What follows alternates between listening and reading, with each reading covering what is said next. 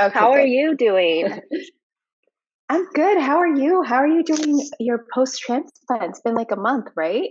Yeah, I'm doing pretty good, a lot better than I thought I was gonna be doing. So I'm happy about that. I might be able to go home early back to Arizona. So I'm Uh-huh. happy about all that. But yeah, so it's going really well. Um, so I'm excited. Finally, That's, after all these I years. know. I know that's amazing for you. That's a big, I'm sure when you just feel so much better than you did pre-transplant, I imagine, right? Just I like, know. The second I woke up from surgery, I already lost like 10 pounds of water. It was crazy. wow. Yeah, I'm like, whoa, what is happening right now? Like I just shrunk. And I'm like, oh my gosh, I can like my feet are normal again. What is happening? So yeah, it was Yeah. really crazy. So Oh my gosh. Yeah, I'm so happy for you. That's a big deal. What a gift. I know, I know. Thank you. Um, Mhm. so do you want to just jump on into it? Yeah, yeah. All right. So I just wanted first to give you a chance to just introduce yourself to everyone on the podcast. Okay.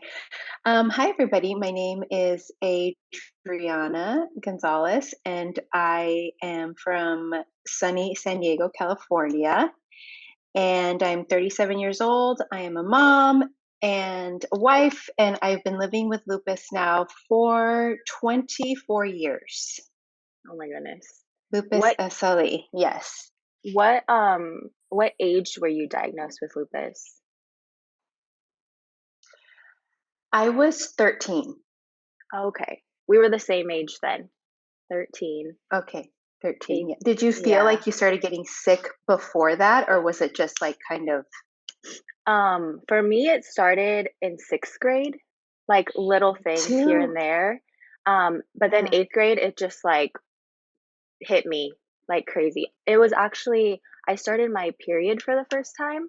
And that, Uh-huh. like, triggered everything after that. So, it was crazy. Wow. What did you, like, first experience, like, in 6th grade or Yeah, so in 6th grade, I started with these, like, awful, horrible migraines. That was, like, my first Mhm, symptom, and I vividly remember, like, after one day of being out in the sun at the pool with my family, one day, the migraines started, and they never stopped until I got diagnosed. mhm. So that was, like, my primary symptom, and then obviously, like, I had a lot of fatigue and just I was always achy, just not feeling good, but there wasn't Mhm. anything really that they could pinpoint as to why I was feeling that way. Yeah, same. Like, the summer before they diagnosed me, my mom kept getting mad at me that I was, like, not wanting to go outside. I didn't wanna leave my bed. I'm just like, "I don't know why. I just don't wanna move. Like, I just don't feel right." And she's like, "You're a kid. Go play. Like, play with your sister, whatever." And so I'm like, "I can't. Like, I have to stay in bed. I'm sorry." So, yeah, that was, like, the first, like, thing that she noticed and, like, took me to the doctor Yeah, about. Um, did you have any misdiagnosis yeah. before they That's found crazy. out? Our stories are so similar. I know, I know. Um, Only right before I was diagnosed, I kept going to the hospital because I literally could not walk and I was just swollen. I was swollen everywhere and they kept telling me it was like going to the bathroom like hurt really bad, like a lot, and they kept telling me, "Oh, you have a bladder infection, you have this, you have that." Not even thinking to look a little bit further into Mhm. why a young girl that should be healthy and has overall been in good health, why all of a sudden she can't walk, she's swollen, like, No, yeah. and that, yeah, and that was really in the direction that got them kind of looking towards like something being wrong with like my kidneys, I think. Yeah. So they diagnosed you, like, at, like, your pediatrician or whatever, or did they diagnose you at the hospital? They diagnosed me at, well, I ended up get meeting like a nurse practitioner because I was just not well. I was in and out of the hospital, going to the, to Children's Hospital, getting out. And then, when you get out of the hospital, you're supposed to follow up with like your pediatrician or your primary care like a few days after you're, Oh, yeah, released. yeah. So one of those, yeah, one of those times when we followed up, we actually met with the nurse practitioner, and she kind of raised, that was the first time that the flag was ever raised that maybe it could be lupus. Mhm. And she referred us to a pediatric nephrologist, and he saw me, and he right away, he was like, I'm almost positive this is lupus. And he started me on steroids like right away. And then he started doing all the blood work. And then I got a kidney biopsy. And then the kidney biopsy like confirmed that Yeah. it was lupus. Do you know like what's a stage or type of kidney disease that you have right now? I know there's like I think 5 Right now types. I have yeah. So I I have stage 3B is the Mhm. one that I am right now. And it's been pretty stable. Um, Obviously, just with the lupus, I've had like a lot of like up and down, but that tends to be like my range. Mhm. Sometimes it's a little bit, worse, and I haven't seen a huge flare in a while. So No, that's good. yeah, Yeah, I know the yeah. But kidneys. the No, the sorry, go class for ahead. the oh, sorry, the class for lupus nephritis. I don't remember what it was when I was diagnosed. I Mhm. think it might have been like one of the higher. I know there's like different classes of like the categories that they put you in for the. Yeah, I think in the beginning I had 3, and then by a couple like when I was an adult, I had 5 and 4, I think. Mhm. So it like progressed. I honestly don't really know what the stages mean still, but I just remember them telling me like, "Oh, you have stage 3 or 4." I'm like, "Okay, good to know." Yeah. So yeah. But that's really good that like your pediatric or the nurse practitioner like kind of knew because when I Mhm. was going to my pediatrician, he kept telling me I was allergic to like fruit and stuff, which was like so random. It was like the most random thing. And he wouldn't even like draw blood. He didn't do anything to me except give me prednisone. And Mhm. obviously the prednisone worked for like a little bit of time.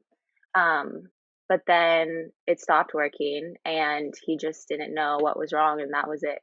And so when I went to the emergency, that's when they figured out what was wrong with me. But yeah, it was like a huge like year-long thing with that doctor trying to figure it out. So that's good that yours was like they kind of just knew. They saw it before, so it was a lot easier to diagnose you. So that's really good.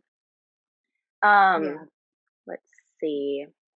So you lived like you went through high school living with Mhm. lupus. Did you have problems like with teachers or people like not really believing that you had the symptoms and things that were happening to you? Um, I I didn't. I had a very I don't know if you had one of these, but I had something called a 504 plan No. in high school. And that's basically, yeah. So basically, what that is, it's like accommodations for disabilities in health or like physical things like that. So basically, this plan was put in place for any accommodations that I may need in class, after class, or during school. And that really protected me and protected my rights as a kid with a disability that wasn't something that you could see. But, my teachers that I got in high school were always aware of this plan. And if I needed to excuse myself because I wasn't feeling well, or if it took me a while to get to class or whatever it was, there was no questions asked because I had this plan in place. Oh, yeah. I had that in college, but I didn't have that in Hmm. high school. So, like, high school was Yeah. a lot of problems, but college, it was like simple, easy. So, yeah, no, Yeah. that's good. That's good. And I heard like you were on CellCept, right?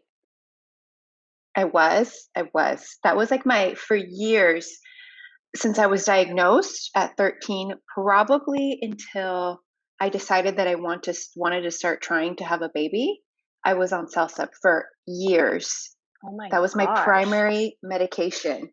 Yeah, What?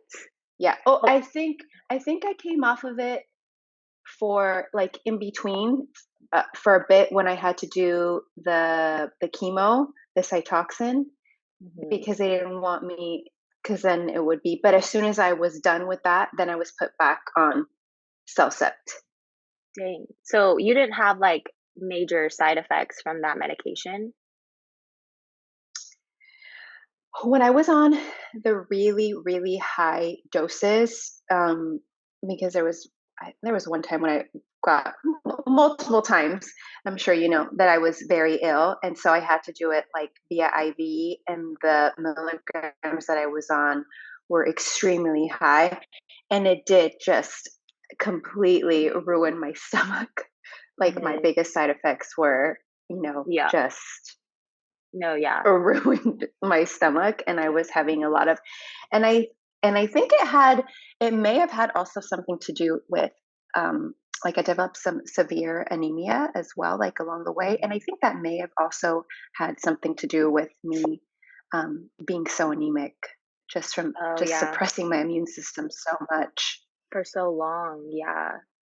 I Hmm. know, I was on Cellcept as a ki or wait, is it called Cellcept? Yeah, Cellcept as a kid, Hmm. and then, I it was fine, but then when I went on it in 2018, it, like, messed me up. Like, I couldn't take it, not even a low dose of it, and I, like, just yeah, it was really bad. So, I was scared because when I had the transplant, like, leading up to it, they said I had to be on that forever, and I was like, "Oh my god, like, you want me to Hmm. be on that stuff for the rest of my life? Like, there's no way." But for whatever reason, it actually hasn't been bothering me, so I'm, like, so happy because Hmm. I was so scared of that Hmm. medicine. So, no, that's crazy you were on it for so long. Wow. Yeah, it seemed Um, to be one that really just worked, like that my body responded well to it. And then I didn't have many side effects when I was doing well. So, no, that's good. And then so, like, during one of your flares, that's when you had to do the chemo, I'm guessing? hmm, How yeah, long did you have yeah. to stay on those infusions? So I did, I want to say it was like the treatment that like the plan was like you did um, once every 24 days for 6 months. Mhm. And then after that, it was like these like supplemental dosing. So you would do like every other month, and you'd come in and do like a higher dose, like every other, to right before I turned 21. Oh, dang. So, Yeah, how long was that? it, wa- uh, uh, maybe like 18 months or something like that I had to like the course of that treatment. Mhm. Um, I don't. Looking back, much. I don't know how much benefit I got from it, because I still ended up getting very sick, like right after anyway. So I Mhm. don't think that like the long term of it, like an immediate effect, yes, because you need to suppress the immune system. But like continuing like the cycle of going like every other month, I don't think that it was like super beneficial. I think finding a medication that would have just been, or going back on Cellcept, that I think that would have been more beneficial. I think in the long run. No, yeah, I agree. They had me on that, and then they had me on a different type of chemo, too, for, like, 3 months, and then the one you were on, I was on that for 6 months, and after all of that, they told me, "Oh, it didn't work, um, so Hmm. we're just gonna stop at all treatment," and then that's when, like, I went on dialysis. And so I was like, "Wow, I wasted all those months, like, suffering." I felt like crap from that Oh yeah. medicine, and I was, like, losing my hair. It turned orange. My hair turned orange, and it was, like, growing out like orange, and it was so thin, and I was like, Okay. That was a waste of a year. No, but Yeah. Yeah, and, how long were you on dialysis? I um don't remember. It's 4 been years. 4 years. Wow. Yeah, I was listed in 2018. They said to do it before I needed it. And Did it okay. they didn't really give me a lot of information about like how the process works with a transplant. Mhm. They made it Mhm. seem like when you need it, you'll get it. Mhm. So, and I was 18 or 19, so I didn't really like think about it, didn't look anything up. Mhm. So, after they told me I was going to need a kidney, I kind of like spiraled and like went into this like depression, all that, and I just started drinking like a lot. And Mhm. I basically like killed my kidneys. And I did and my intention during that time was if I kill them Mhm. faster, then I'll get a transplant faster. And obviously that wasn't true. So I went on Mhm. dialysis and like, it's fine, I'll get it in like a couple months, like no worries. And they said, oh, the wait at Stanford is 9 to 10 years. And I was like, 9 to 10 years? Like, what? Are you kidding me?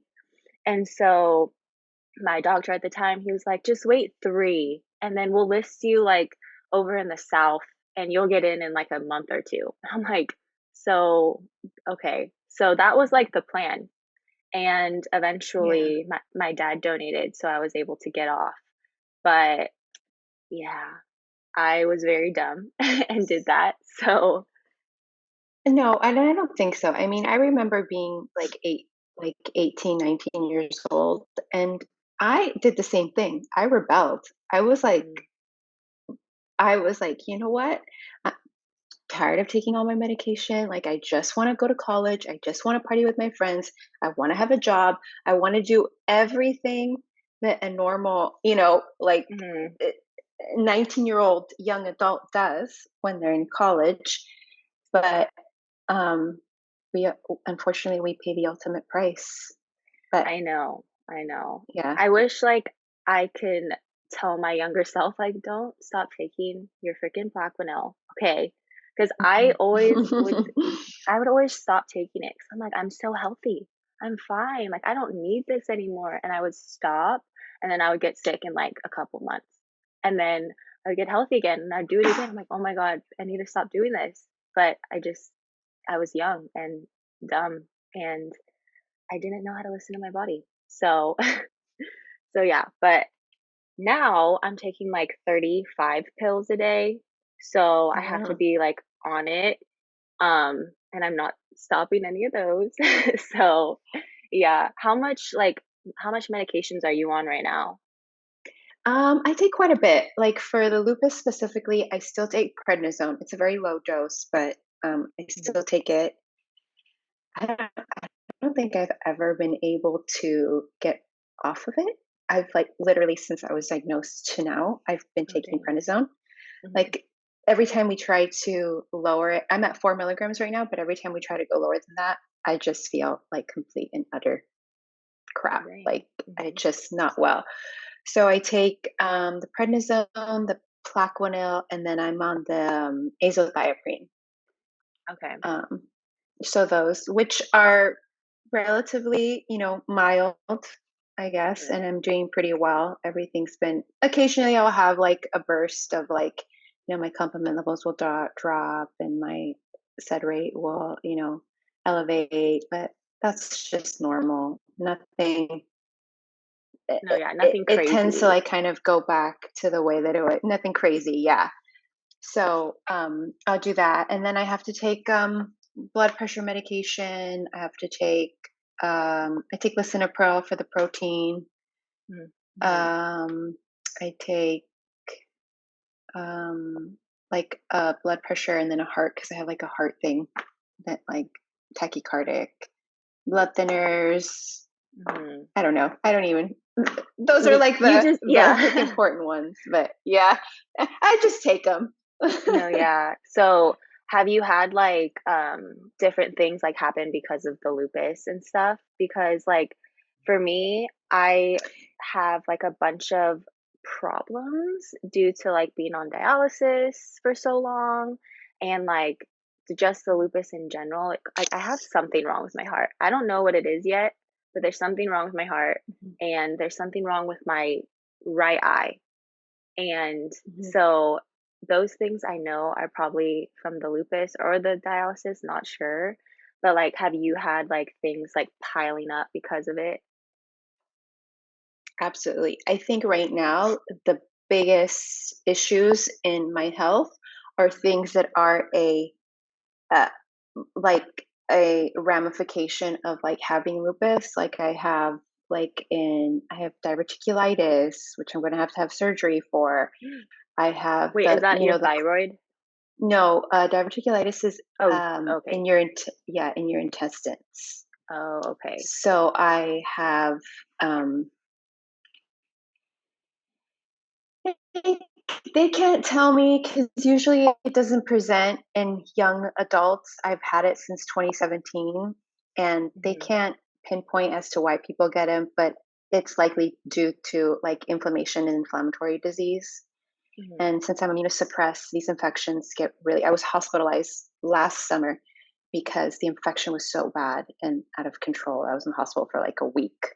mhm, Um, And then, yeah, I feel like now that I'm older, the majority of my problems come from just like a side effect of maybe medication or that's just true, yeah. my, yeah, or um, ramifications of like being so ill and body parts not working like they're supposed to as Mhm, go as I get older and I spend more years being sick.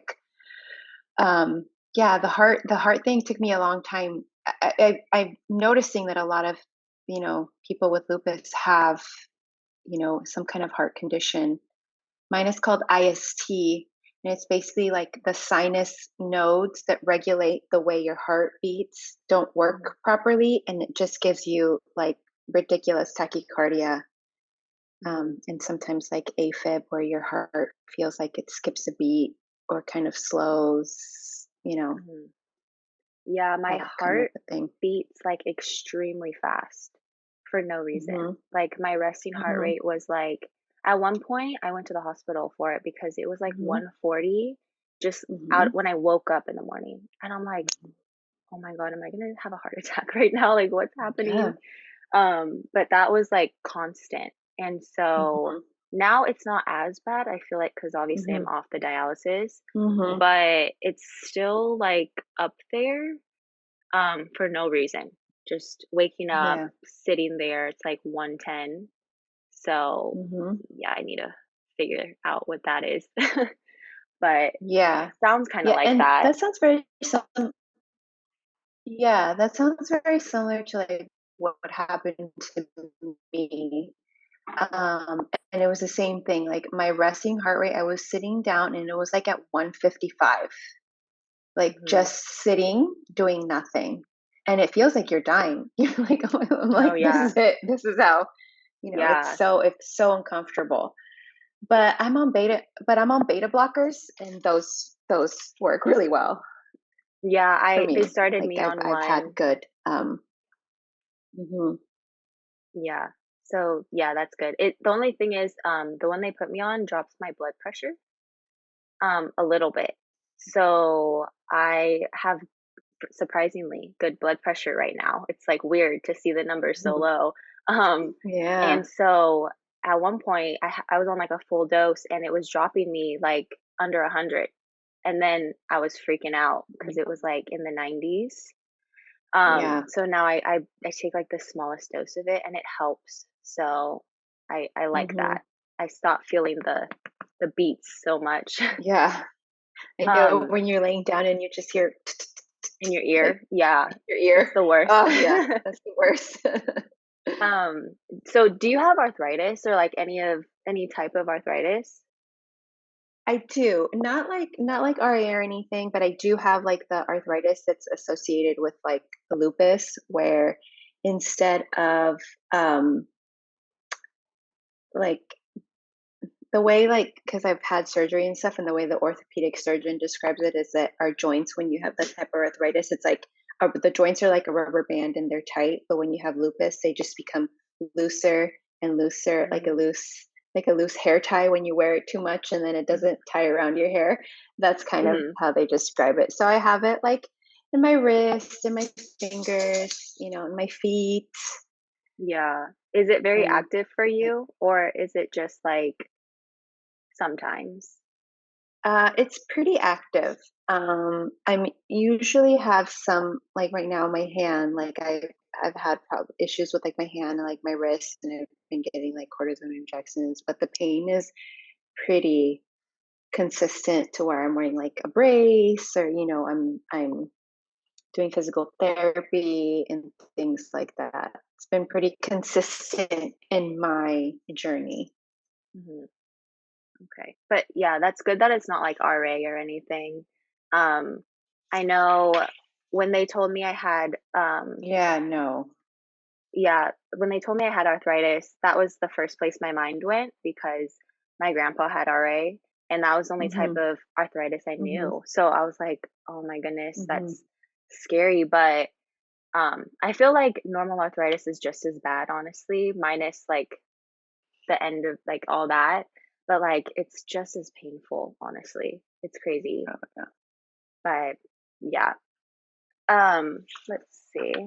So, okay, I'm really interested in hearing about um so you have a daughter, right? And she is how old is she? I do. She's 8. She's about to be 9. She was born on the 4th of July, so she's gonna be 9 pretty soon. Aw, how exciting.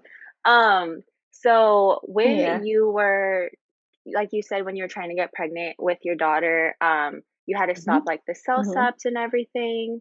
Like, Mhm. how did you feel like when you did get pregnant? Like, how was that knowing that you had all like the stuff with lupus and everything going on as well? Like, how did you feel during that time?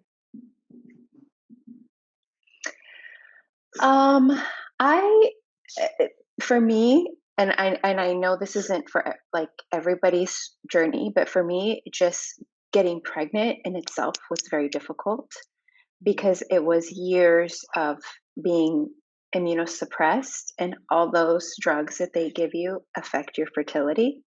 mhm, And so it was very difficult for me to get pregnant. I had even gone to see a fertility doctor to see if they would be able to help me because it just wasn't mhm. happening for me. And then by some miracle, I ended up just getting pregnant, like right before I was supposed to start like IVF, which was Oh, dang. amazing. Mhm, And I would say yeah. And I would say overall, I felt good until I didn't. mhm, And as I got closer to having her, I ended up developing a condition where the when the baby is in the placenta, it beats like the heartbeat, so that it gets like blood, oxygen. That's how the baby grows. And it what was happening was that there was like a delay in the baby getting the nutrients and everything that they needed. So at I want to say maybe 26 weeks, um, I was told I had to go to the hospital and I wouldn't be able to leave the hospital until I had her. And that was in June, and she wasn't due until September. oh my gosh. Yeah. Yeah. So, and then I was put on bed rest in the hospital. I was only allowed 30 minutes of wheelchair time um, a day to like go outside and like sit up, but every other time I had to just be laying down. And the way that I mean, you were in San Diego for a bit, so you know the sharp hospitals and all that. Mhm. Yeah. So all my doctors are in like the sharp um, doctors, and I was at a sharp hospital. So my rheumatologist would come to see me, my nephrologist would come to see me. Like everybody would just be. I had all these doctors like monitoring me, and as it got towards the end, my kidney function was getting worse. I was becoming like I'm sure you've had this when you become like acidotic and you have to do the sodium Mhm. bicarbonate and like all this stuff that you have to do like extra.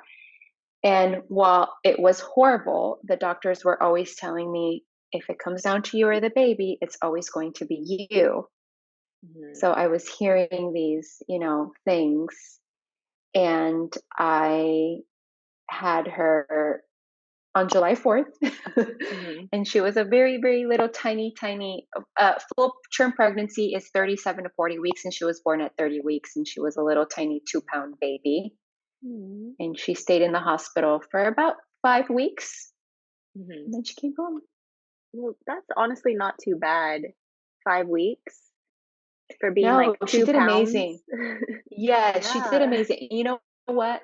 The doctors, the minute that I had, and I want to say that anybody that has lupus or anybody that is going to be in a high risk pregnancy, Mhm. that the key is finding a good high risk pregnancy doctor.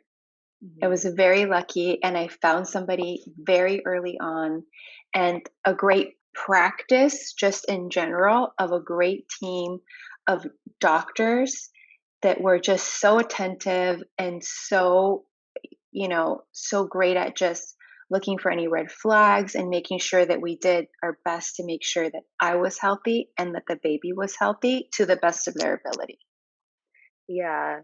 That's one thing that I'm worried about, thinking about a lot. When I started the Cytoxin, they told me that I could freeze eggs. Mhm. And I was really young, Mhm. so I said no. And then as time went on, I was like, dang, I should have done that. But like hearing like your story, for example, and knowing that like it is possible to have a healthy baby, like there's probably going to be complications, but that's okay. It just gives me Mhm. a little more hope. Because they told me I can start trying to have a baby after a year after transplant. I don't know if I'm going to do that because I'm Okay. scared about just my kidney. Like I don't want anything to happen to it. It's like my little baby, you know? But, yeah, like, Yeah. my Yeah. fiancé and I, we have been talking about kids for a while, and, like, obviously, it wasn't an option on dialysis. Um, Mhm. and now it's kind of, like, something to think about.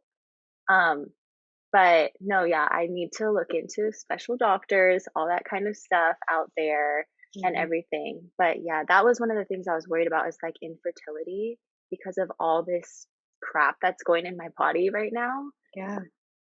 So it's like kind of scary to think about that, but I know that there's other options too, like IVF, um, surrogate, Mhm. adoption, all that stuff. But I want to Mhm. experience it, even if it sucks a little bit, just at least once, you know?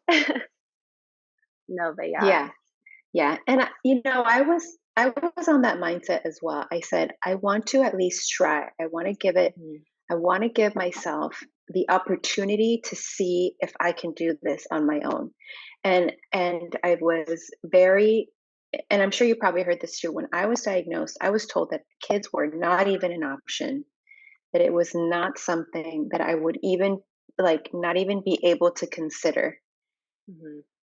But years go by, medicine gets better, doctors get better, science get better, everything just gets better. So it was a conversation was being had with my team for months. Like, okay, I'm going to do this. What are we going to do? How are we going to do this? Like, I need you guys to be on board with me and finding all the right doctors. And like you said, but I also knew that I wanted to become a mother. So Mhm. I also knew that if it wasn't going to happen for me and I wasn't going to have a baby, then I was going to find a surrogate, or I was going to go through IVF, or I was going to adopt. Because at the end of the day, I knew that I wanted to be a mom in whatever form it came in. Yeah. Same. That's how I feel too. I just want that opportunity to try. And, like, Hmm. some, doctors that I've talked to, they've told me, like, "Oh, yeah, after transplant, it's not smart to try to have a baby, like, it'll put you at risk, blah, blah, blah." And then other doctors are like, "Yeah, you can have a baby." Like, you can have a baby like a normal person. So I'm listening to those types of doctors just because I know that it is possible. I know many women that have had babies after having many sorts of transplants. So it's like it's possible. So yeah, but that's good that like it all went good for you and like she's 9 almost. That's crazy. She's um 9. Yeah, she's a little miracle. She did amazing. I'm sure it wasn't easy being that little, you know. She had 2 to learn pounds. everything on the outside of the womb because yeah, when kids are born, they know how to do everything, right? They know how to eat, they know how to breathe, like everything. And being born that early, she had to learn how to do that on the outside, not just like natural. Yeah. But there's great hospitals, great Mhm. NICUs, Mhm. neonatologists that take amazing the NICU nurses that take amazing care of the babies when they're in there. Yeah. So, since she kinda grew up, like, seeing you maybe, like, in and out of the hospital, like, everything that you had to go through with your lupus, like, how did you explain it to her that, like, "Hey, this is what's going on," or did you not ever have, like, a big conversation about it, she just kinda knew? Um, yeah, I think as she got older, I our conversations, I am a parent that likes to be very honest and I'm a parent that likes to have conversations with my daughter Mhm. where at her level, not like a grown up level, where I speak to her in a way that she will understand and then I can reassure her that things are going to be okay and Mhm. that we will be okay with whatever happens because she has a lot of support around her. I'm Mhm. sure it's not easy for her because I am her main caregiver and I spend all my time Mhm. with Mhm. her.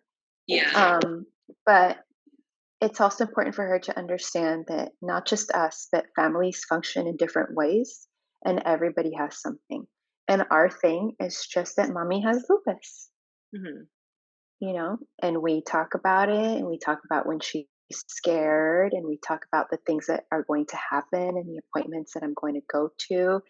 And I think just being honest about it has helped her um, not be afraid and, you know, ask the questions. And she's so cute because she like talks about it and she'll tell people about it. And she'll, you Aw. know, like it's important for people to understand that mom has this and that, you know, we need to talk about it so that we can raise awareness and things like that. So that's that's the what I decided that I think that I thought would be best for like my family and the way that we do things. Yeah. No, so she's like a little advocate at her school. She is a little, yes, she is. Yeah, she was very proud. You know, for Lupus Awareness Month, she was wearing her bracelets, her purple, telling Mhm. everybody about it. So it's very, it touches my heart because it's also an important lesson for kids to learn, right? Like Mhm. being empathetic and understanding that other people live in different ways and other people have disabilities that you can see or disabilities that you can't see. Those are all valuable things to learn in being a good human, in my opinion. No, yeah, definitely, and especially that she's learning it at such a young age, and she kinda saw that, like, her entire life, and she'll continue to see it, like, that's really amazing. So, yeah, I love that. Um, so when did you start like, decide that you wanted to kinda be an advocate yourself for lupus and everything? Mhm. It took me a really long time. I didn't like talking about it to anybody. Mhm. I didn't like to share how I was feeling. I was never honest with anybody. I kept it very like quiet, like to myself. And it wasn't until I want to say, I think maybe like 20. I mean, my family knew what I went through, like even some of my extended family, but it wasn't very honest. But I want to say that maybe like 2016, I ended up dealing with a very severe bout of like of anxiety. And I was really struggling with my mental health because I was carrying this thing that I just wanted to, like, I didn't really want anybody to know how I was really feeling or what I was really going through. And I think I just hit a breaking point. And I think what some people don't realize is that when you have an illness and you deal with constant, um, conversations about death or conversations about being ill or the things that you are going to have to do or doctors not believing you, that all causes trauma Mhm. and even like medical PTSD. And I feel like those are things that are not often talked about because I'm sure you've dealt with it where you're like gaslit, or even when you're little, right? Like you don't feel good Mhm. and your parents don't believe you because you're like, come on, like you're a kid, like get up, like do something. Like, what do you mean Mhm. you're tired? No, like get up and do No, it. yeah.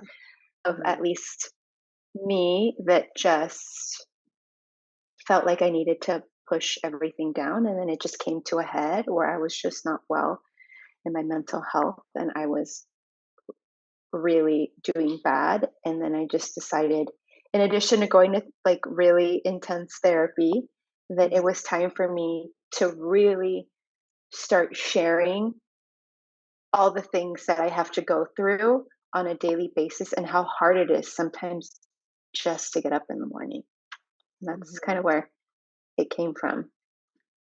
No, yeah, I agree. I hated talking about it. If people asked me, I wouldn't really give them an answer what was going on with me, until I moved to San Diego, actually. And I feel like that's when I started wanting to talk about it because that's when I started dialysis. That was all that type of stuff.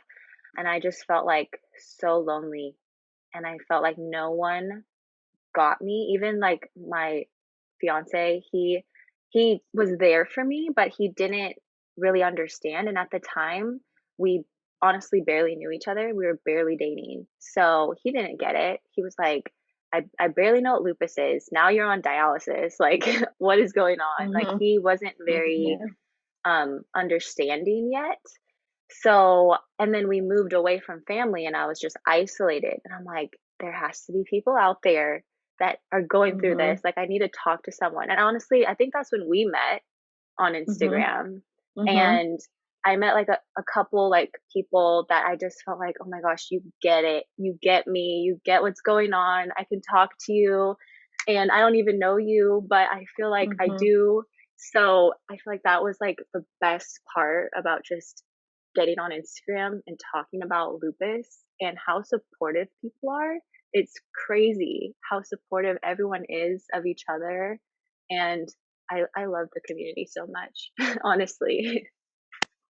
Yeah, me too. I think that's one of the good things about just putting your story out there is being understood or having somebody, or when you are going through something and someone else has gone through it, they're like, hey, has anybody done this? Like, tell me, what was your experience? How did it go for you? So that you can kind of have an idea of what to expect or what you need to ask or things like that. No, yeah, definitely. So I want to wrap it up. I didn't even realize we were talking for like almost a whole hour, but I just want to wrap it up with this last question. So, if Mhm. you were going to give advice to someone that was newly diagnosed, what would that be? Ooh, that's, um, I would say talk about it. I would say be open and honest about how you feel with everybody so that people have a better understanding of how hard this illness and this life can be. Mhm. Because I feel like if you don't do those things, it's only going to weigh on you harder. Yeah, definitely. I love that. Okay, well, thank you so much for being on the Yeah. podcast today. Yeah. I feel like I Thank was so you. awkward because you're like the second person, like I interviewed my fiance and then you, and I'm Mhm. like, this morning I was like shaking. I was like, oh my God, oh my God. I'm meeting her for the first time and I'm horrible at speaking. I'm freaking out. But this No, was you really did. fun. Yeah, it was fun. Thank you. Thank you for having me. I can't wait to listen. Send me the link and I'll share it and everything because I think it's important for us to tell our stories and for people to hear our conversations. And our stories are so similar. I didn't even realize like I how know. much our stories just like align, which is crazy. I don't think I've ever met anybody like that our like journey has so closely aligned. So, I know. It was like almost identical. So, yeah. but thank you again. And I will send you the link. It'll probably be out next Wednesday. I'll post it. But Okay. have a great rest of your day. Thank you. Thank you. So glad you're doing well. You Hopefully you too. get to go home soon. I know. Bye. Bye.